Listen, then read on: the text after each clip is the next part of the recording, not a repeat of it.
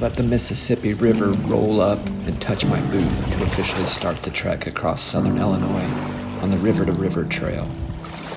I chose to hike eastbound from the village of Grand Tower on the Mississippi River to the village of Elizabethtown on the Ohio River. The trek across the state would take me 12 days and span approximately 155 miles. The journey started with a 10-mile road walk on top of some levees before ascending up to Inspiration Point and into the woods.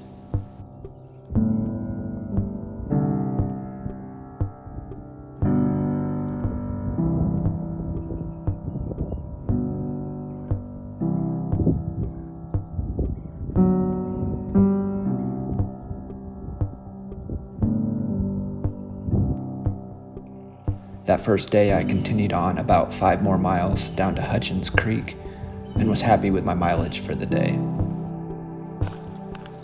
My plans for making good mileage on day 2 were halted by a prescribed, controlled burn by the Forest Service directly in the area I was trying to hike into and was planning on camping in. The burn was scheduled for that single day only that I wanted to be in there, and I couldn't find a workaround, so I had to call it a day and camp in a random spot in the forest that was outside of the burn zone.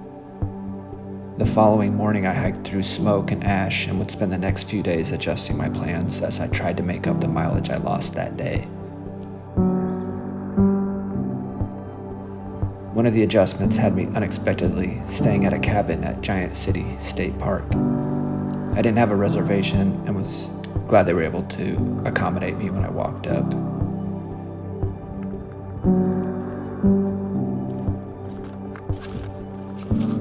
The following day was a tough 15 and a half miles to a commercial campground next to the interstate called Hilltop Campground. I called them around noon to see if they had spots open and told them I wasn't sure if I was going to make it that far.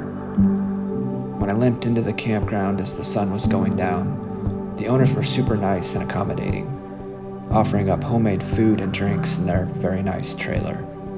They gave me a discounted rate since I was tent camping at an RV park.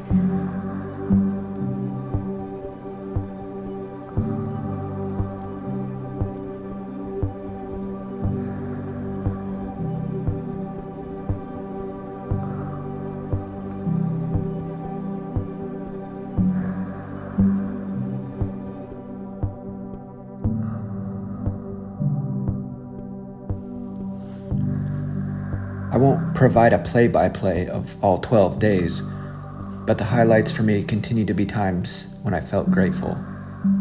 The gratitude could be abstract or concrete, like walking up to the pavilion at Herod Baptist Church and realizing, yes, the fridge with the trail magic is real, and there's shade and picnic tables and an outlet that works.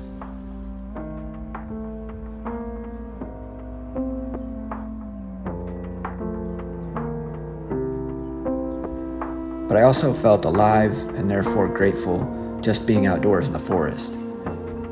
A small section was full of ephemeral bluebell wildflowers, and I was surprised how much of the Shawnee was pine forest.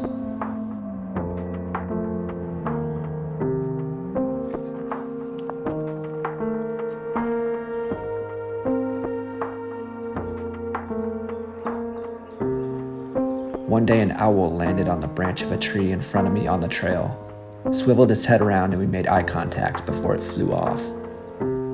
Then I remembered the area I was approaching was called Owl Bluff. No matter where I was on the trail, there was a chorus of whippoorwills and owls every night. The day after seeing the owl, I set up camp near One Horse Gap and was preparing dinner on top of some big rock formations as the sun smeared subdued colors across the horizon, and I heard whippoorwills, an owl, and a turkey gobbling all at the same time. It was amazing.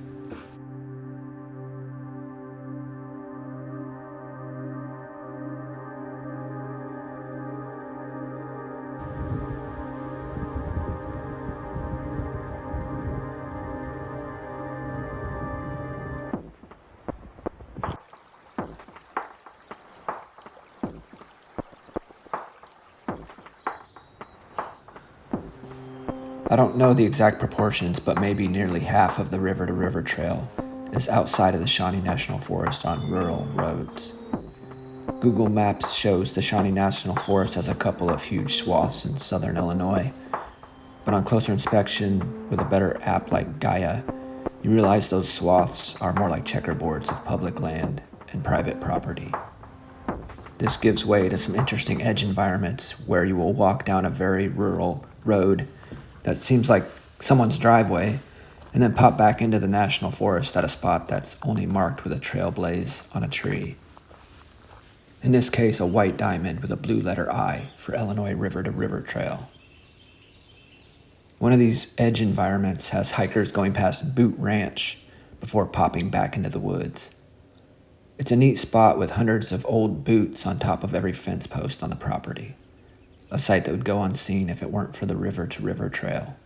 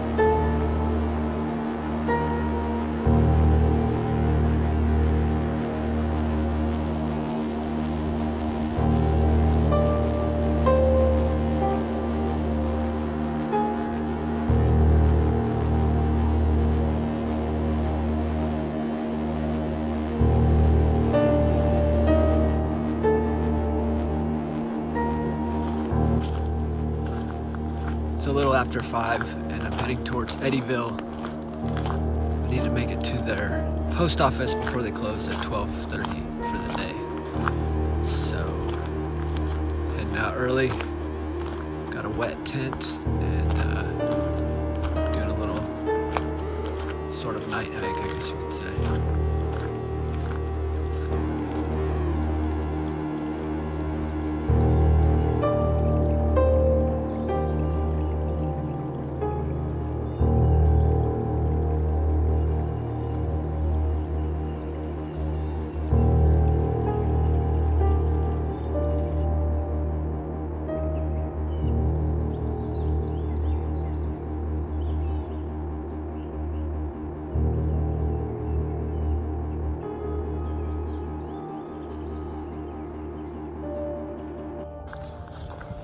Coming out of Eddyville, I did make it to the post office in time, got there at noon, closed at 12:30.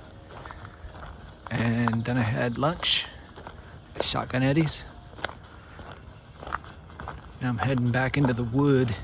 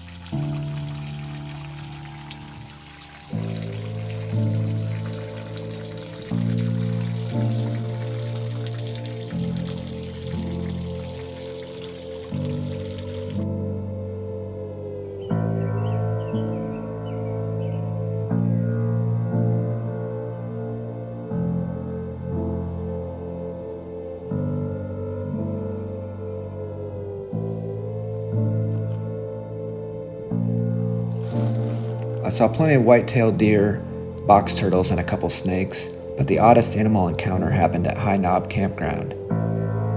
As I walked into the campground to get water, a dog trotted up and fell at my feet for a belly rub. When I left the property, I looked at some old homestead shacks in the area and the dog was still with me. And then, a couple miles on, the dog was still trotting in front of me, finding me when I would turn on the trail.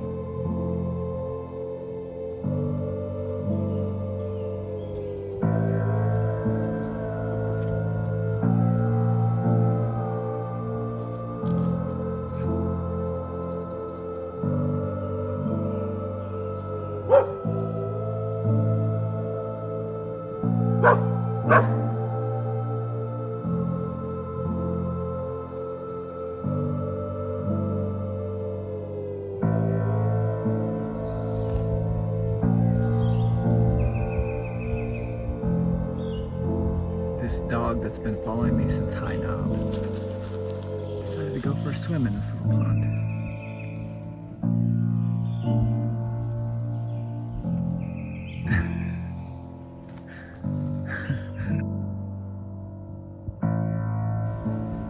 I didn't encourage the dog at all and was starting to wonder when it was going to turn around and go home, but it never left.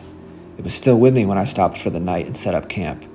I tried to call the campground to let them know where their dog was, but didn't have service. It started to rain and the dog didn't have food, although it had plenty of water to drink from the stream near my campsite. When I realized the dog wasn't going home, I started to show it some attention, although I had to limit it because the dog would get overexcited. It was a sweet, energetic dog. I got it to eat a blueberry Larabar and felt good about that, but felt bad that the dog wouldn't stay in the dry spot under the vestibule of my tent and slept in the rain all night. I called it over several times but couldn't get it to lay down and stay under the vestibule, even with it half open. I think it may have climbed into my tent proper, but there wasn't space and the dog was muddy. The following day I called the campground when I got signal and made arrangements to meet and return the dog at a road crossing. I regretted causing High Knob Equestrian Campground a worry and an extra chore after they allowed me to get water from a spigot on their property.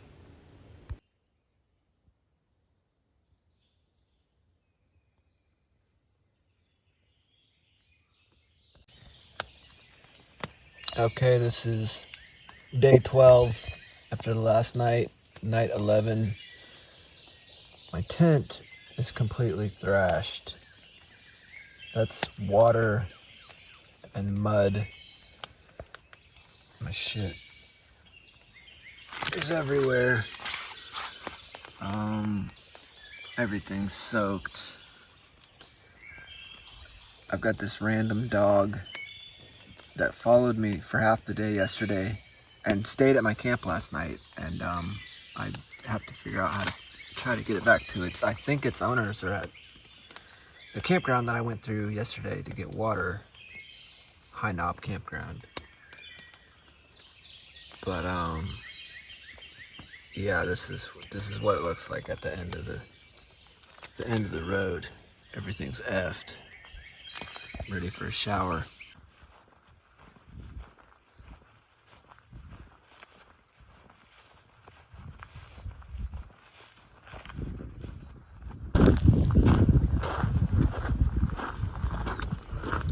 Heading into Elizabethtown.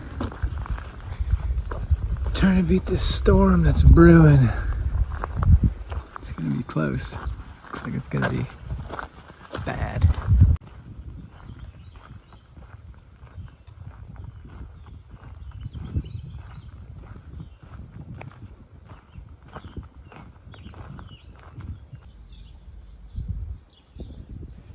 On the last day, after reuniting the dog with its owner and navigating the muddy trail, I emerged from the forest and onto a rural road for the final walk into Elizabethtown.